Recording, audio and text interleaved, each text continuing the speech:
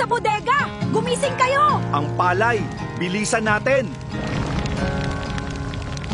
Diyos ko, ang lahat ng pinaghirapan natin. Bilis! Kailangan nating iligtas ang ilan. Tatay, lahat ng palay natin nasusunog. Ang binhi na pinagkakautang ka natin, paano na yan? Nawala lahat. Lahat ng pinaghirapan natin sa buong taon. Wala na talaga. Wala na tayong maani. Paano na ang utang natin sa binhi? Paano na ang susunod na tanim? Hindi ko alam. Sobrang bigat na ng lahat. Kuya, wala na talaga ang lahat ng palay natin? Oo, Ronron. Wala na. Tatay, hihinto na po muna ako sa pag-aaral. Magtatrabaho na lang ako para makatulong sa utang natin. Anak, huwag mong akuin ang bigat. Kinabukasan mo ang mawagala. Huwag muna anak, kaya pa natin. Mahirap na talaga ang sitwasyon natin ngayon. Kuya, ayaw kong mawala ka sa eskwela. Kasi pangarap mo yun at ako. Alam ko, Ronron. Pero kailangan eh.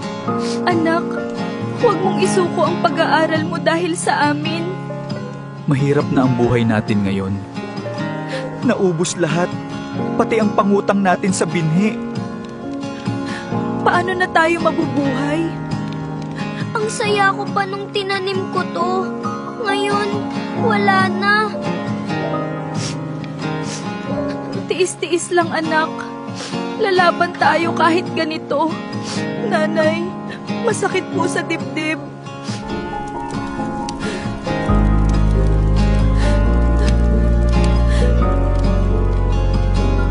Wala na talaga tayong naiiwan para bukas.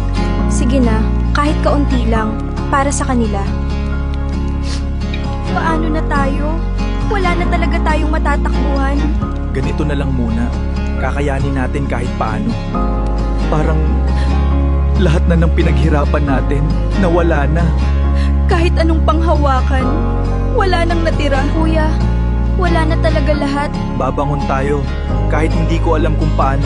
Patawad, hindi ko kayo naprotektahan. Kailangan kong tutulong. Kahit tumigil muna ako. Kuya, paano na ang pag-aaral mo? Kailangan kong tumigil para makatulong sa atin. Kuya, huwag mong isuko yan. Ikaw ang pag-asa namin.